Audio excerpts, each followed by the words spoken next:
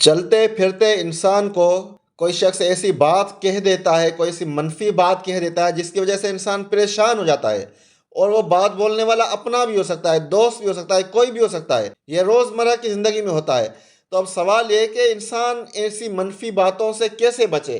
تو اب آپ دیکھیں کہ جس ملک کا ڈیفینس سسٹم جتنا مضبوط ہوتا ہے وہ اتنا ہی پاورفل کہلاتا ہے۔ تو یعنی انسان کے اندر میں ڈیفینس سسٹم مضبوط ہو ان منفی باتوں کے خلاف۔ اب دیکھیں جس شخص کی امیونٹی مضبوط ہوتی ہے تو وہ اتنا ہی زیادہ صحت مند کہلاتا ہے، یعنی بیماریوں کے خلاف لڑنے کی اس کے اندر طاقت ہوتی ہے۔